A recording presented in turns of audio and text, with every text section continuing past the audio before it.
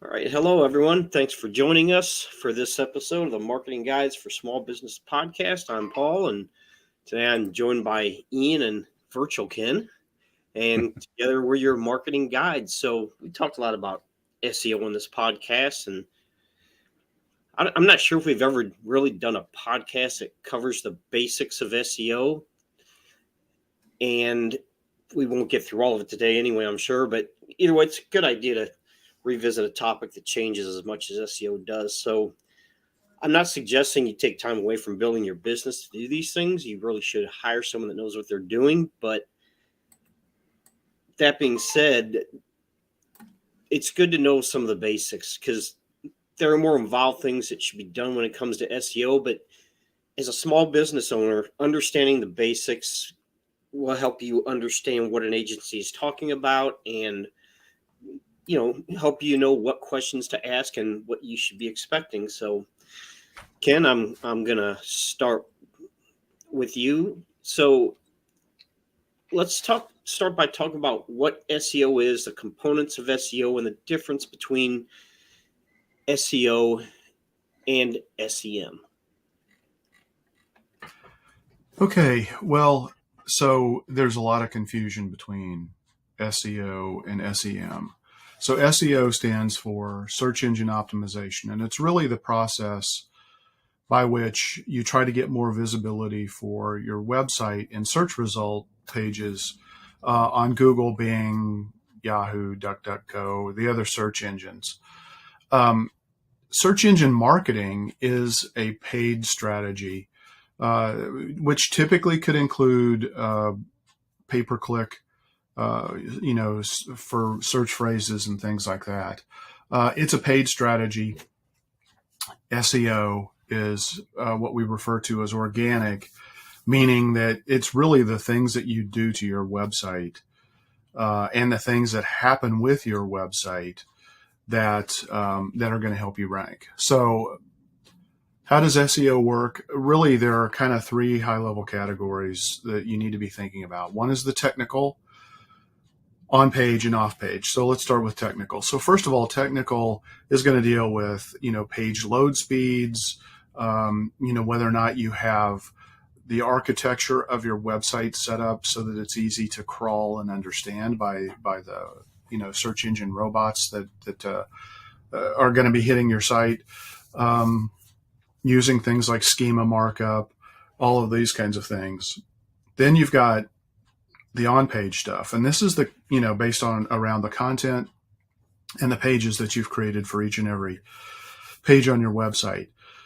You can go in and you can help do some certain things, where there are typically 7 to 11 different kinds of things that we look at from an on-page SEO perspective for each and every page that you want to try to help rank in the search results. And then the off-page SEO tactics, which are typically getting links or signals from other websites or other important destinations on the web that the search engines see as authority. These could be paid, these could be directory listings. These could be links from other websites back to your website. And there's a lot of factors that go into that. So really, to sum that up, SEO is a process of improving your website to generate traffic, while SEM is using paid methods to help you show up in search. It's important to realize that SEO is not a component of SEM. A lot of people who talk to you are selling you SEM. They are not selling you SEO. And so the problem with that is once you stop paying them, the traffic stops, the leads and the phone calls go away. Organic SEO, where you're doing the things to improve how your website ranks, those are an investment in the long haul for your website. And so it's really important to realize that. Anybody who is not clear about that when you're talking to them as a potential vendor, you need to run. And anybody who promises that they can get you on page 1 of the search results page, they can't promise you that. Google, that's a violation of Google's terms. And if they're promising that, you need to run. So you need to be very careful here. There's a lot of shady characters. Now the good news is this stuff is all, I mean, if you do things the right way, and you've done things the right way over the last, several years, it's truly an investment. Your website is truly an investment, and the things that you do from a search engine optimization perspective are going to yield benefits. So to get visibility, let's talk about what that means. So you've got to create content that both the search engines and the users love, want, or need. The search engines need to be able to discover, index, and serve the content from from the pages and the content that you've put on your website. And then you from an SEO perspective, you need to know how to optimize and promote that content and the website structure and everything about your website to help the search engines understand that. So while SEO is constantly changing, Google releases several minor updates all the time. Not daily, maybe, but pretty close to daily, and sometimes maybe even more than daily. But major releases happen, on a fairly regular basis as well, and they can shake things up pretty substantially. And sometimes it takes a while for things to just kind of settle out and reshuffle the deck.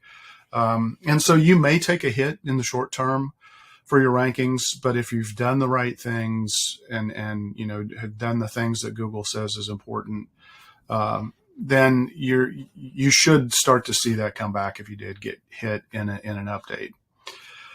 AI is making this even more complex because the AI has the ability to go in and make decisions faster, analyze trends faster, see what good or bad practices somebody's doing on a website faster.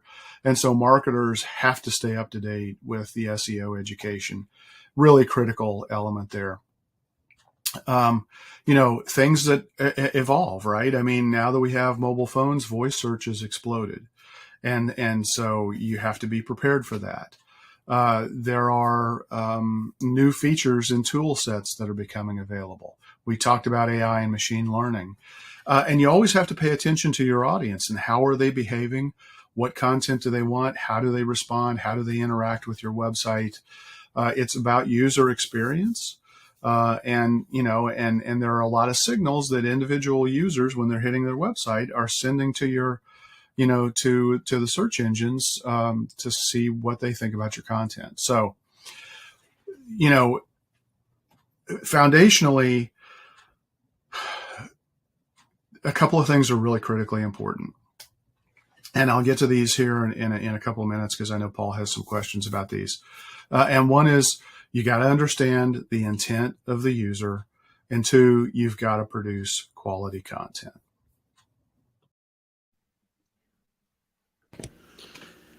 All right. So those were some good points. And, one thing he said, and we've talked about it in the past, is that it's a long-term investment. It's not a sprint. Okay. SEO is not going to produce results next week.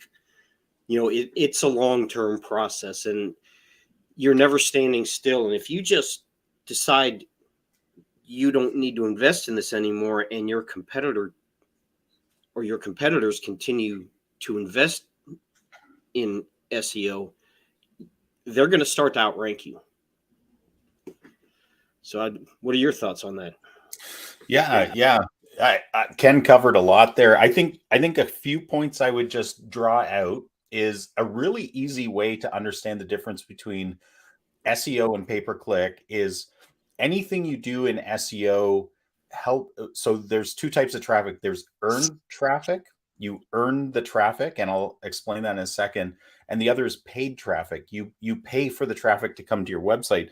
And I'll explain why it's really important to understand this in a sec. But if you consider earned traffic, it means you've done things, as Ken was saying, all the things he talked about, content creation, the way you've built your website, everything like that from an SEO standpoint.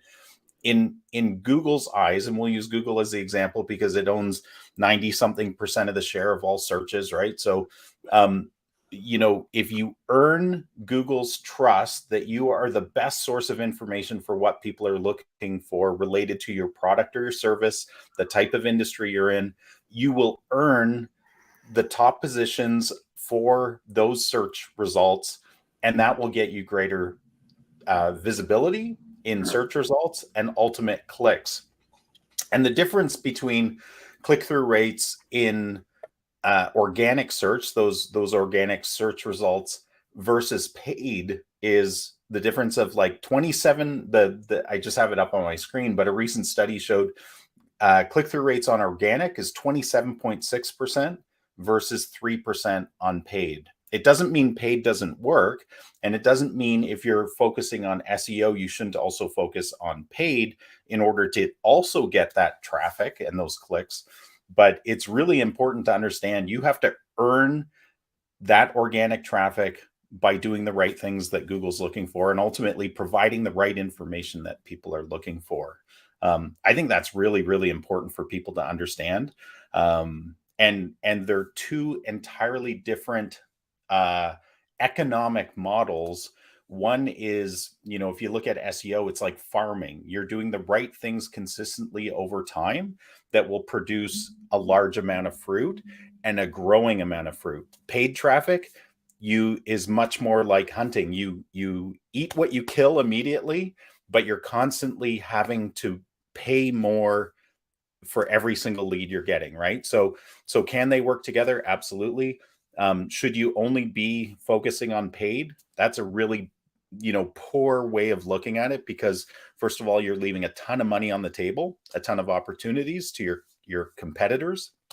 And secondly, ad prices are constantly going up, especially since COVID. We've seen big jumps. So you don't want to get stuck paying for every single lead. It's just bad business. Yeah, and something about focusing on paid traffic versus organic is that paid traffic may be more immediate, but there's a lot of people out there, and I'm one of them. I don't think I'm not going to say I've never clicked on an ad, but I've never converted from an ad. Usually if I click on an ad, it's because I'm searching for something and it pops up, and and this is important for people to understand, I've never heard of that company, don't know who they are. So I may click on an ad and then go do some research and find out more about them and go to their website. And that happens a lot with paid traffic. And so, a lot of times people are like, well, I'm paying for this ad and people are clicking on it, but they're not converting. It's like, well, maybe they're not converting directly, but that doesn't mean that they don't go to maybe one of your social media pages, maybe your Instagram page or your LinkedIn page or your website, and convert from there. That ad may have been their first introduction to your business. So they may not click on that ad and convert immediately, but that ad might be the doorway, so to speak, and they convert later on down the road. And that's called an assisted conversion. And that's important to understand with paid traffic. Yeah. And it's like we all have kind of this understanding of what a wholesome diet looks like for humans, right? I at least I think we've all been trained in this, that at the base, or the pyramid, at the base you have your vegetables, you have your grains, that kind of stuff, and then up at the top, and there's lots in the middle, and of course we have our treats, but up at the top you have if you look at it as a pyramid, you have your steaks and your meat, if you eat that kind of stuff, or your proteins, right? And so just thinking about that as kind of building a holistic online presence, you need your base of farming, which is SEO, but you can also have that added benefit of paid traffic, meaning, like, even if that's not so if you're doing and I know we shouldn't go too far down this path, but there's different parts of the funnel that you can actually attack with paid advertising in a very strategic way. Top of the funnel activity, you can do search advertising, so it's so that you show up in search engines above the organic listings. But then once somebody comes to your website, you can add this layer of paid ads that is very strategic in nature, where you're retargeting. So whether they come to you to your website through a paid ad or organic or directly or a referral, whatever it is, you can then hit them up again and create greater visibility with paid ads. So, I almost always see that paid ads can be very relevant and very strategic for businesses, but I wouldn't do it at the same time as ignoring SEO. I think that's just faulty thinking. Yeah, think of paid traffic as processed foods. Don't make it the basis of your diet. Right. So, Ian, all that being said, so SEO strategy versus SEO tactics. What's the difference there? Yeah, some easy ways to think about it is strategy is the why. Why are we going to do these things? And tactics focus on the how. This is a really important topic. I love this topic. It's actually a hugely overlooked topic in general in marketing, but I would say even in the SEO realm. Because why it's so important is if you truly understand the difference between strategy and tactics, and that you absolutely must employ strategy first and then tactics follow, your business will always win. You'll always beat out the other competitors that are only focused on the tactical side. So just to reinforce that a bit, so strategy is the why of the equation. It's the big picture. It's, how do we align our efforts? What strategies will we employ in order to achieve our goals? And what will the measurements be in order to know if we're achieving our goals? So think big picture. Think of, we're going to go on a trip. We're going to go out to California, and we are going to. Why would anyone go to California? It's always sunny. Oh, well, not always. But this is just an analogy. So stick with me, Paul. So we're going to hop in our car. We've determined that our car is our mode of transportation. We're going to hop in our car and we're going to go out there. So that's kind of strategically, we've decided we have a destination. It's our goal. And we know what vehicle we're going to take. But the tactical side of it is, well, what route are we going to take? Where are we going to stop to rest at night? Where are we going to stop for food? Are there things that we're going to, because our end goal is actually to really enjoy this trip and to get the most out of it, are there national parks we're going to stop at along the way? Because that's our interest. There's all sorts of other kind of tactical things, but it's the how, the specific activities. So bringing it back to SEO, like what specific marketing SEO activities will we do as a business on a daily, weekly, monthly, annual basis that are going to help us achieve our goals? And I think it's really important to understand that when done properly, tactics should always be governed and informed by your larger strategy, by the goal you're trying to achieve and the strategies that you're employing.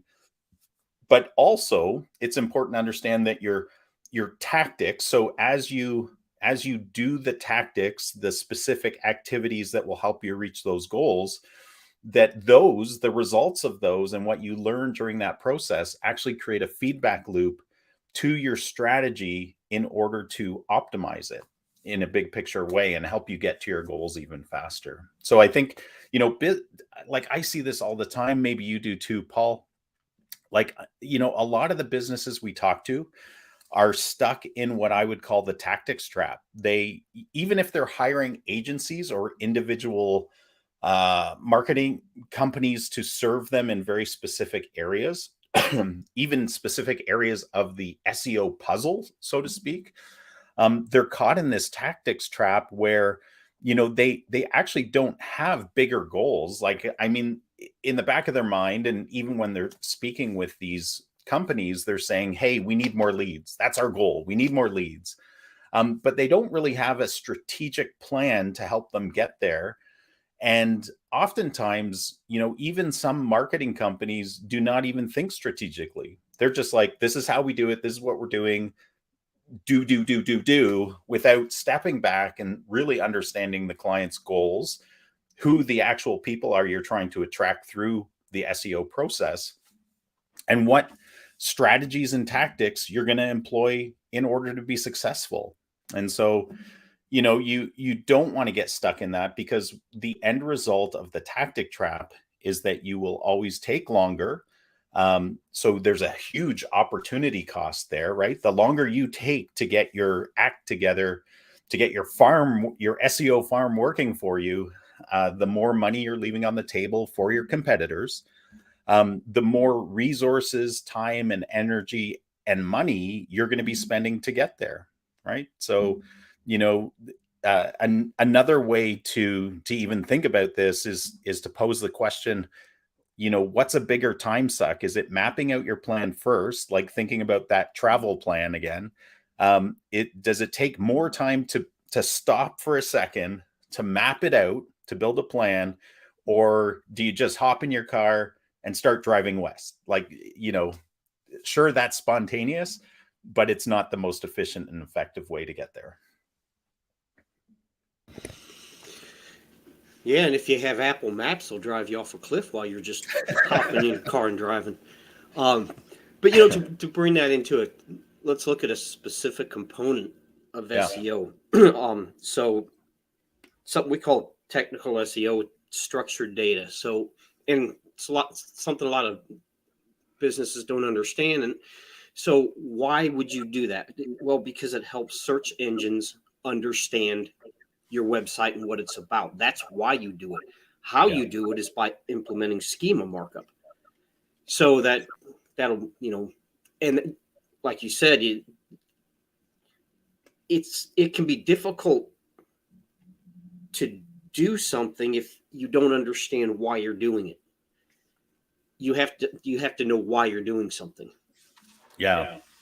If I can support that, Paul, one of the things I hear a lot of, especially now that, since March, artificial intelligence has taken off, right? Like it really wasn't, if you stop and think about, wow, like when did ChatGPT take off? It was March, right? It's been there for, a while, and we've been playing with it in the industry for a while, but it really took off in March publicly. And so even in circles where I'll be at a networking meeting, I'll even be talking with clients, and they're like, I don't think we need you necessarily to create content for us anymore, because we've got this magical tool called ChatGPT. And then that raises more questions. And this is really in line with this discussion about strategy versus tactics. So a strategy is content marketing to support your SEO effort, right? Google cares about content. The people who are searching for services or products like yours care about content. They need information in order to make an informed decision, and they're looking for information. And so that goes really strongly with SEO efforts. But the idea that I hear out there right now, and I understand the shiny object appeal of this, right? If it can save me a ton of money and time, I'm going to do this as a business. I'm just going to, I'll even pay $20 a month for ChatGPT Pro or Plus, and it will allow me to create whatever content I need as fast as possible, and it will be as good as a marketing company doing it. And what's really flawed in that thinking is, what content are you going to produce? And why are you going to produce it? So I've had discussions with business owners who are thinking of this, and it always comes back to, like, I just ask questions like, so what's your content, your overarching content plan? What keywords from your keyword research that you haven't done are you actually trying to go after? Because keyword research informs the content plan that you're trying to achieve in order to rank for those keywords or those searches or those topical searches.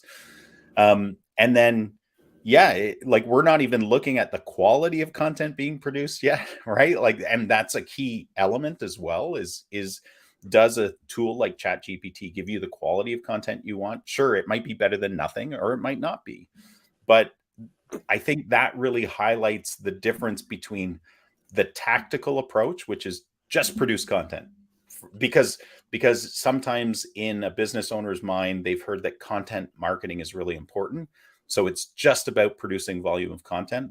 But in reality, you need a strategy that informs what content you're producing, how it's produced, who your target audience is, and what important elements to even include in that content. So hopefully that helps people as they mull over those big questions, because they're important questions and I can understand the appeal of them. Well, and you know, a lot of people, they've heard the phrase "content is king." There's a key word missing there, and it's quality. Okay, quality content is king. Shit content isn't going to help you. And the thing is, AI is nothing new. It's been around. It's just now making its way into the world of marketing to a large degree. But search engines have been using AI for years. And keep in mind, AI has caused as many problems as it has solved. It's not a magic bullet. And the other thing with AI is Chat GPT, whatever you use, it doesn't train itself. Yeah. So if everyone's using AI to create content, there's no new content out there for AI to learn from. And I don't know if it has been updated recently or not, but I typed into Chat GPT, who's the president of the United States, and it said Barack Obama. So obviously it is not up to date. It's only relevant up to a certain point. So if you're a type of business that your content is timely, Chat GPT may be a really bad idea for you. So those are some things to keep in mind as well. Yeah. I would also add to that, like you talking about quality content is king. I would even add one more word to that, and that's strategic quality content is king. Because again, like, I've this comes up a lot, is like when people are questioning whether they should still be paying an agency to do their content marketing. Well, what are you going to write about? I have thoughts on, I'm in the industry. I know exactly what I should be writing about. Oh yeah, well, tell me some of the topics. And it's interesting because all of the topics are related to what the business owner thinks are important and not what the clients think are important, right? It's kind of, I've heard the term belly button gazing, right? You as a business, you end up looking at yourself more than you look at your customers. And that's a death toll, right? You first of all, it's not going to help you with your organic ranking for what people are searching for, which is the key part of that term. Is it's not, Paul, one of the things I still see it today where clients, new clients who have been investing in SEO, have been getting reports, because it's a standard practice to give some sort of report to a client if they're investing in SEO. And oftentimes, and these are I have to say, I hate to say negative things about other businesses, but there is a problem in the industry that we who are really good at SEO, like you guys and us and others we know, who understand that just giving a report of the top keywords that your website ranks for is stupid. Like it's because, and the reason for that. So if you're a listener and this is the type of report you get, that here's your top 50 keywords that your website ranks for, the key part that you're missing from that, and that your SEO agency or business company is essentially hiding from you, is those don't matter. What matters are, what are the most searched for keyword terms or keyword topics that your ideal clients, your qualified buyers are searching for, not the ones your website ranks for. It's important that your agency is looking at that. But as a business, you don't care. You just want to know truly, are the people that are going to buy from me, how do I rank for the search terms that are most important and most searched for? Because like I see this all the time, Paul, and I quite frankly think it's such a a travesty that this is even being done. Yeah, and something you said about the business writing their own content or using AI to write content is that, first of all, quality of the content you get from AI depends on the prompts. Okay, it's algorithms. It's not a person. It doesn't have the contextual understanding that a person does. So it looks at the prompts you put in and it generates content based on that. And we've seen this and you've seen this where business decides they're going to write their own content and they use a lot of industry Jargon. terminology. And Yeah. your prospects, they don't know that and they don't care about that. And that's not what they're going to search for. And so that content is probably not going to rank. Yeah. Yeah. The other side of that too is that here's the truth about our process, because we're so, and you guys might do this too, but I am insanely jealous isn't the right word, but I'm insanely focused on quality, to the extent that I'm not going to put quality so high that it's actually detrimental from a pricing standpoint for my clients and stuff like that. But the key here is I am so focused on quality that even regardless of where the source of our content is from, and usually we're using, sometimes we might mix in some AI with it, but we're guiding that whole process. But we spend a lot of money on content with really good writers, and it's taken us years to find really good writers that are writing content the way we need it written, at the quality we need it written in.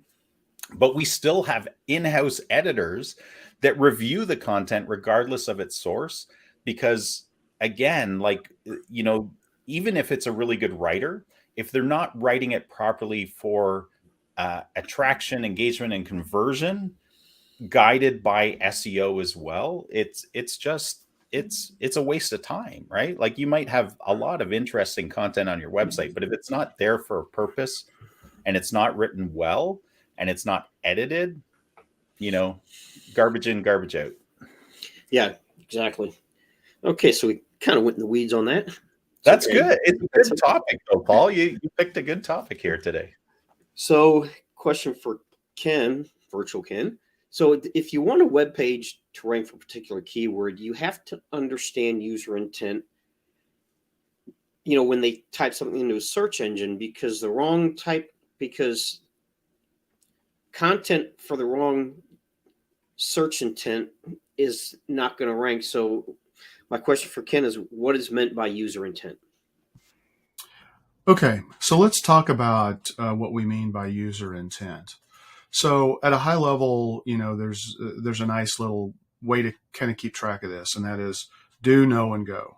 And that's a concept that search queries can be segmented into those three categories. Again, do, know, and go. So you need to think about your buyer's journey and how are your ideal clients interacting with your website.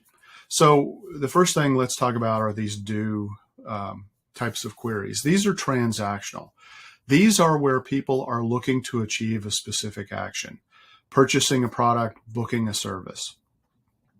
These can be really important for e-commerce. So with mobile search surpassing desktop, back in 2015 was the first indication of that, and it still surpasses desktop. Actually, about 57% or so of all searches are happening on mobile devices, either phones or tablets. And there have been major updates based on mobile friendliness of a website and mobile first indexing. And these have been made by Google in terms of the algorithms. So it's important to realize that, people are looking for doing a transaction. A lot of mobile search queries tend to be more focused on research and informational. And then because it's not as easy to make a purchase sometimes, on those devices, then they may continue on. The searcher may actually continue on a desktop or a tablet at a later date to make a purchase. But it's really important to realize that the types of transactions, people are wanting to make a decision. They're looking for a transaction, again, buying something or booking something. The no type query is really informational. So this is where people are in, the know, like, trust, the research phase of their journey, and they're looking for information. It can also be, again, very specific to a reason. Google calls these micro moments. So, for example, people who are looking for, like, what's the wait time on a restaurant? What are the train times, that are available so that they can purchase tickets when they get to the train station, or do they need to purchase them in advance? And it's real-time information that people are looking for. Again, the key thing is it's information. It can even, you just think about, you're watching a show on Netflix and you see an actor and it's like, oh gosh, I wonder when they were born. Okay. You're going to go on your phone and you're going to type in the name of that actor or actress, and your curiosity is, I want to know when they're born, or where have I seen this person before, and so you want to look up what other TV shows or movies they've been in, for example. So the no is very much informational. Go type queries are where people are looking for a brand or a known entity. And so, if they type in the name of a business, they're looking for information about that business. It could be to schedule an appointment or to go research a product that they know that company offers. The key thing is, you got to think about it, and you have to be able to look. We don't have control over the buyer's journey anymore online. They have our clients have way too much access to way too much information. They control their buyer's journey. All we can do is build an intelligent set of paths that we hope people follow. And it's difficult to fully track this because, you have to look at, kind of intent. When you look at, when somebody hits a website, how did they get there? They may have gotten there from, a do or a no type of a query. Even if they didn't take that initial call to action, it's hard to trace that path. So we just have to do the best we can. And we have to really think through the intent and what is driving people to do what they do and the way that they search. And then that leads to the next topic, which I'm going to cover here in a minute when we get to it, which is why content is so important for SEO.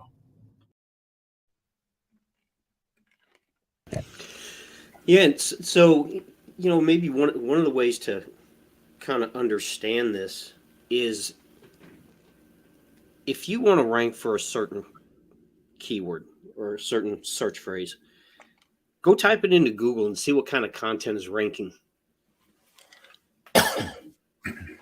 And that will help you, because, like I said, if you write the wrong type of content for a particular search term, it's not going to rank, because Google's going to show the search results for what they think. And this is important to understand, I think, is that really Google kind of determines search intent.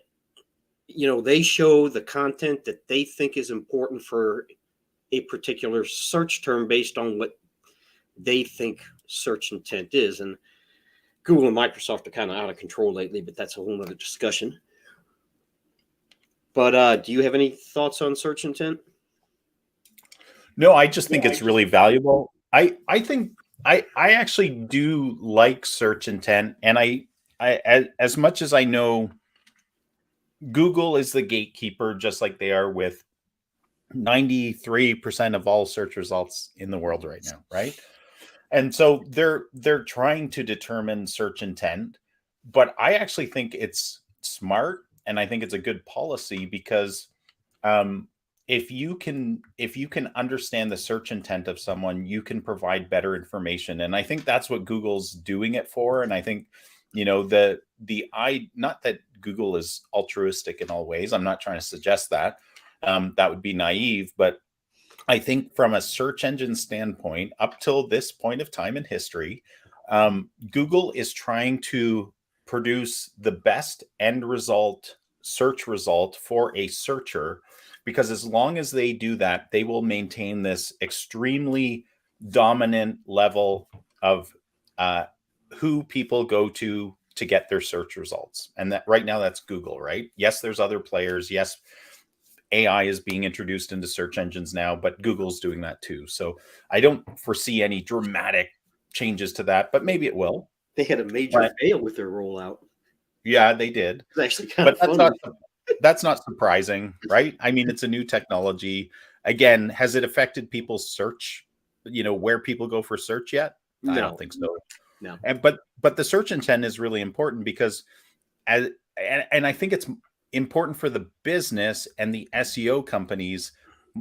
It doesn't matter to the consumers or the businesses buying from other businesses because they don't care.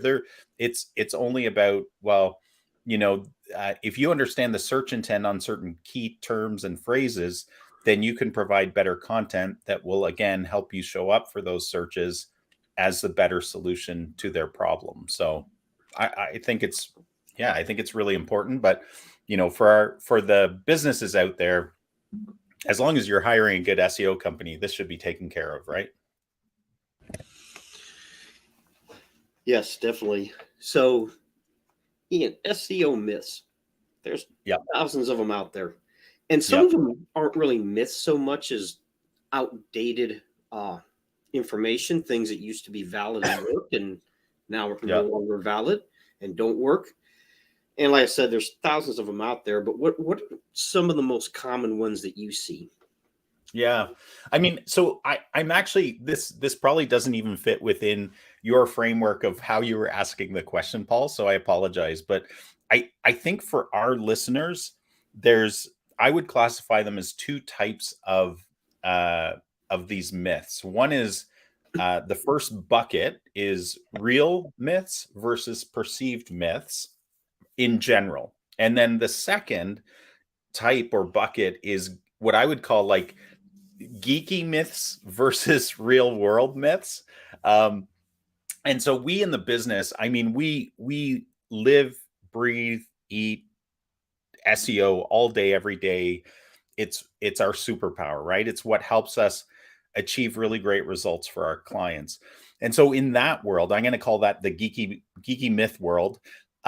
We look at all sorts of things that have traditionally affected results in search engines. Things like, are there delays when you do a new website? Does Google basically penalize new websites? Do they penalize duplicate content? Does advertising on Google ads help you with your organic rankings? Does tabbed content on your website make for bad rankings? Does Google use Google Analytics in your search result rankings? Does domain authority matter? All of those. But I think for the users listening, I don't think those are important. I think myths that I run into where it's faulty thinking, or they've heard that these things don't matter, but they're massively important. So we can go back to the geeky ones if we want to, Paul, but I really want to cover these ones because I think these are really vital for business owners to understand and not get sucked into. And the first one is SEO is irrelevant. There's like, if you do searches on is SEO relevant or something like that today, you'll see polarizing results, but there's a lot of faulty thinking out there. Another one is keywords are irrelevant. And neither of those are true. SEO is super relevant because of the statistics that show that, more people click on organic results than the paid results. So again, we've talked about that. I'm not going to go into it. Another one is that as long as your web designer has a bullet point in, how they produce websites, that SEO is a part of the website build, that all websites are created equally. And that is a super big myth that is so false, because a lot of web designers don't do keyword research. So they don't actually know what content needs to be put on the website from an intent standpoint, from a transactional standpoint, from an informational standpoint, in order to help you rank, right? Another myth I see a lot of out there is that templated websites are going to compete effectively against custom websites that are informed by research, right? So an example I see all the time is in the dental marketing world is you sign up for a practice management software with one of these massive practice management companies, and that they will build you a new website. The truth is, they send you a link to templated websites. You choose which template you want based entirely on look and feel, and your website is magically produced. It's produced exactly like every other company that they've done it for. There may be some fields that are updated, meaning your dental practice name is updated. They will insert your name as opposed to another dentist's name, but a lot of the content is exactly the same as everybody else's. So, one of the myths that I said in the geeky section was, does duplicate content matter? And there are radically, even from Google. So in the article that we were looking at before we went into this podcast, just in preparation, one of them suggested that duplicate content doesn't matter. And I think that's actually a myth and a lie that's actually perpetrated by some people at Google sometimes. And it's horrible because anecdotally, duplicate content is horrible. So where we see this is you can buy PLR is one form of content, or So what is PLR for those that don't know? Yeah. I'm trying to remember what the acronym stands for. It means you have rights to the content. Like, say if I wrote an article and I released it to the public, like I sold it, people could buy my article on Invisalign. The benefits of Invisalign. Every dentist wants that on their website. So I wrote an article about it. Private label rights. Private label rights. Thank you. So that means you as a business can buy my article for $40 or something. You get the article. Rights to use it. That's right. And you can put it on your website without altering it at all. And so when you stop to think about that, like, does that give you a competitive advantage over another dentist in your area who has the exact same article? Absolutely not. Will it help you potentially if you have that article and nobody else in your geography hasn't that same article? It could, but again, it's a flawed way of thinking. Now, that's an important point right there, is that there's something called the canonical URL, okay? And that is what Google recognizes as the original source of a piece of content. Yeah. So there's a difference between, does duplicate content hurt you, or will Google penalize you? And does it matter if you have duplicate content on your website? Well, Google won't penalize you for it. They'll simply tend to ignore it because they're going to look at the canonical URL and give that website credit for that piece of content. And that's an important distinction that you brought up, is that no, they're not going to penalize you for it. They're just going to ignore it. So to me, like, not to splice hairs on terminology, but to me as a business, that is a penalty. Like that's hurting my right. It's opportunity to be visible. So, right. So regardless of what we call it, I think we get caught up in these terms sometimes, and that's not a comment about you, Paul. That's a commonly held thing. And if you were to ask Google, am I penalized for this? They would say absolutely not. But I think it's term splicing. No, they're not going to penalize you for it. It's just not going to help you. Right. Which essentially is the same thing. Right. Yeah. So I don't know. Did you want to go down into some of the geeky terms, or is that I just find like I find because we in the SEO world we have not arguments. We have passionate debates about some of these topics, and sometimes I step back and I go, these are stupid. Like, why are we wasting one iota of energy talking about this when we actually know that, okay, yes, Google says they don't penalize us, but it certainly doesn't help us. So, why go down this path of arguing about, highly technical things that really don't affect anything? Right.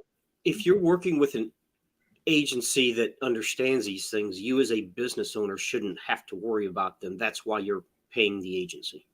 Absolutely. Yeah. Like, so just an example, like some of the things that we geek out on are things like, does domain authority matter to Google? And again, this is term splicing. Like, does Google care how long your website's been around? Absolutely.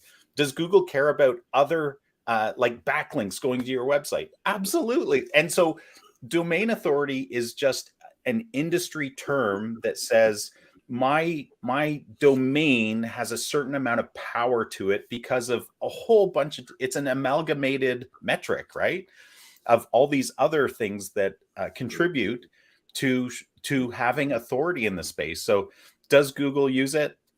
They don't use domain authority. But again, I think it's term splicing because they use all these other factors that make up domain authority. And that's why we created this metric, right?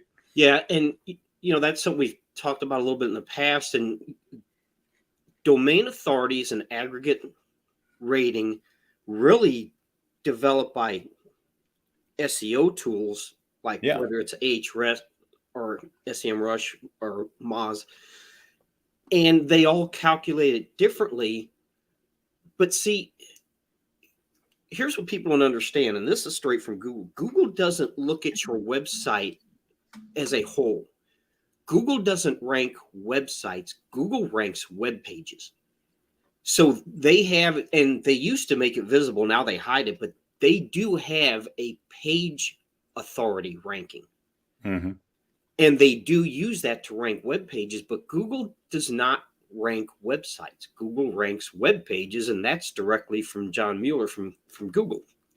But so here's where I get upset about these conversations, Paul, is so that leads people to believe that there is no aggregate value in how your website is structured together, how all those web pages work interconnectedly, meaning like links between them and stuff like that. It leads people to think that when that's absolutely not true. And we know it. Because there is this aggregate power of a website that's built properly, that's linked properly, that your pages, one page, like this is why hub page strategies were created, or pillar page strategies, right? Where hub and spoke, where you have all this content about a topic is pushing the power of those pages into a greater power for a specific page, right? So I don't disagree with the specific of what you're saying. I just think it's misleading to the average user. The structure of your website helps Google understand what your website's about and what content is most important. So there is an aggregate, authority being built up. It's just, and again, this goes into some technical stuff and I understand what you're saying, but I think people need to understand that what you just said is that the structure of your website, the internal linking of your website is absolutely important because it helps search engines understand what your website's about, what content is most important. And these bots that crawl your website, and this goes back to something we call orphan pages. If a page on your website is not in some way linked, whether it's from navigation or another page, internal linking, the search engines may never find it. Yeah. I mean, the thing to remember too, like, so some of these arguments I hear, like kind of like how Google ranks pages, not sites, is where you go into their back end tool that Google has provided businesses to understand how their website, not their page, but how their website as a whole has been crawled, and how, how Google sees technical issues and stuff from a site as a whole, but also from a page standpoint, is Google Search Console, right? And Right. so to your point, you upload a site map, which tells Google, here's the structure of my website. Here's all the pages. Here's all the posts. Here's all the categories. Here's how they all interlink. Like, if Google didn't care about that stuff, it wouldn't be in Search Console, right? And Like, that's our tool to understand how Google views our websites. And they still won't index half your pages. That's a whole nother discussion. Yeah. So anyway, so we went all about that for a while. We might run out of time for this podcast, Paul. We might have two more questions. So Ken, why is content important for SEO? This is what he had to say. All right, this is one of my favorite topics. Why is content so important for SEO? Well, first of all, Ian and I and some other folks felt so strongly about it, and we didn't feel like there was a really good, clear guide for a lot of small businesses and business owners. So we created a book called Content Marketing for Local Search. Really, content is all about, creating content that helps you with, to align with that user intent. And it also has to be sanity checked against the content that's out there from all of your other competitors, how the search engines are going to see it, how they're going to rank it, and also what is the user intent.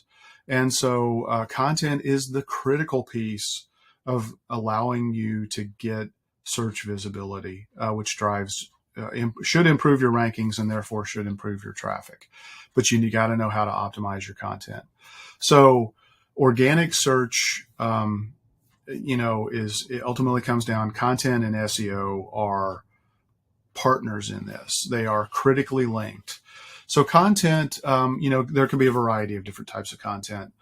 It has to align again with the buyer's journey. So it has to be informational. It has to have transactional aspects to it. Really, I think it can come in so many different forms. We lay this out in the book as well. It could be audio, it could be text, it could be video. But it really has to educate, entertain, enlighten, teach, or help people take that action to make that next step, which could be, booking appointments, which is really the number one goal. Most people say they want the phone to ring or they want a form submission. They want booked appointments. Now appointments take the shape of different, based on your industry. It could be a reservation. It could be an appointment. It could be scheduling an estimate. But again, how does that happen? Well, you got to have content that the search engines and the users, the humans, can find. And so when you look at what Google does, and Google owns 92% of all search traffic right now, it processes almost 7 billion searches per day. So there's a ton of content out there. And so, Google is constantly evolving this, and it's trying to deliver the best, most meaningful results and useful results that are relevant to the searcher when they're typing in that search phrase. So that's why you have to think through your content strategy. And Google even gives us a guide in terms of what you need to be thinking about and what you need to be doing when you're creating content. It has to be useful and informative. So for example, if you're a restaurant, including, your location, your hours of operation, how people can order online, do you have outdoor seating? All those things are so important. That's useful and informative information. Is the information on your website more valuable and more useful than other websites? So again, when you're thinking about this on a national level or an international level, this can be really, really hard, right? At a local level, you're trying to convince people, why, and the search engines, why they should hire you to repair their roof or to fix their plumbing needs or whatever business niche you operate in. It has to be credible. By credible, there have to be authoritative sources that are saying this is a credible, important website. That comes from reviews. It comes from citations from business directories across the web. It comes from other websites saying, you know what, this website's important, and therefore I think this content is important on the website, so I'm going to link to it. Having information about the author of the content, the business owners, building trustworthiness is really important. The content on your website has to be of quality. It has to have, it has to load fast. It has to be structured properly. It has to be long enough to make sense for both the users and the visitors, as well as the search engines. And it's got to give them a great experience. And the search engines want to see that people say, okay, well, this page was good. I'm going to go look at these other pages, and build the dwell time and see if people are actually going to other pieces and other parts of the website. Those are signals that the content and the website overall is high quality and has value to them.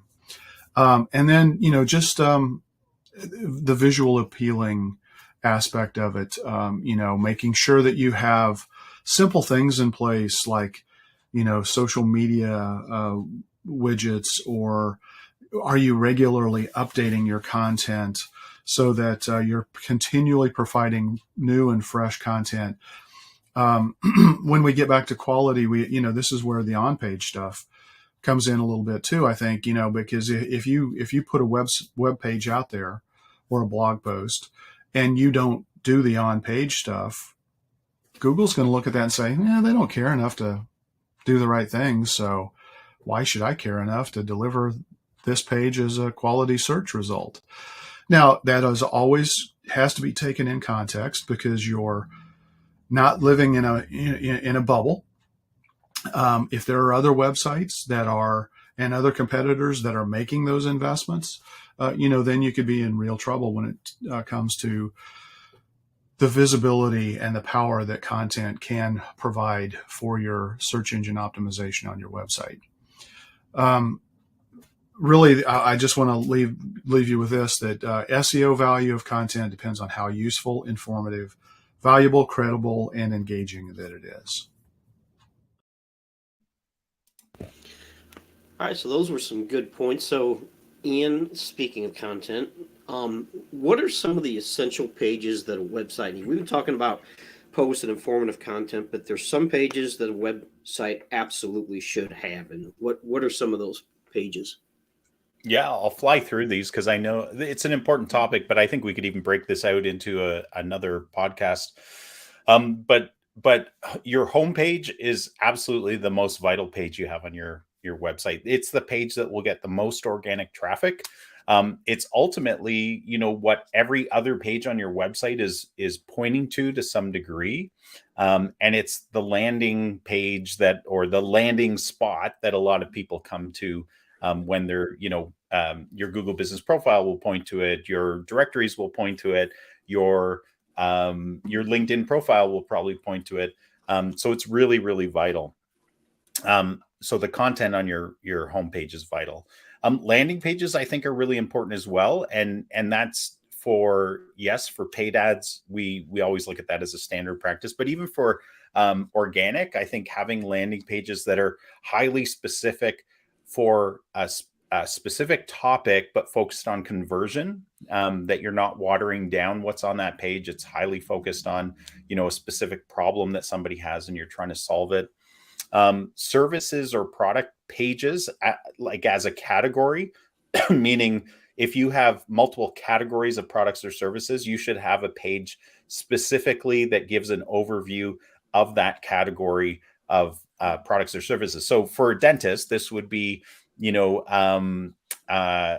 cosmetic dentistry would be a service category page, and under there you would probably have braces, implants, and some other, veneers and some other services. So think about that from your own business standpoint, whether it's dental or not. And then having specific detailed pages for every single product or service is really important as well, because that's essentially what those are the pages or the topics that you as a business they're most important to you, because that's what people will be buying from you. But from a consumer or B2B standpoint, that's what people are looking for help with, right? So you need those pages. An About Us page. This is it always seems like an afterthought, but this is a really important page, especially from a search standpoint, because Google wants to know information about your business, and it's drawing from different sources. And so having this on your page as the authoritative source of who you are as a business is really important. And I would even add to that if you are trying to position yourself as an authority in the space individually, like you want to create subject matter experts in a space for your particular industry, you need to have author pages as well, which I think are just a subset of About Us pages. Contact page. You need to have your contact information on your footer as well, but you need a specific contact page, a blog, overarching blog page that shows all the blogs available on your website, and then having specific blog pages, right?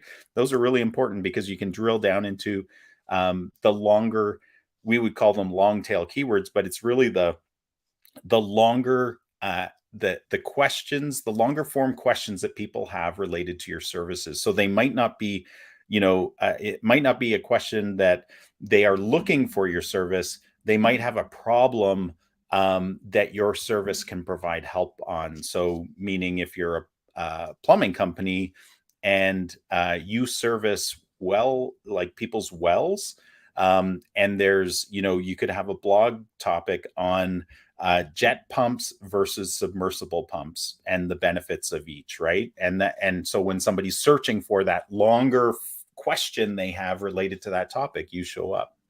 FAQ pages, so frequently asked question pages, are really important as well. And there's more, but I think if you were to do those, 9 or 10 types of pages on your website, which, as standard practice, that's what we do for our clients when we're building out new websites. And I think that's what you guys at Changescape do as well, right, Paul?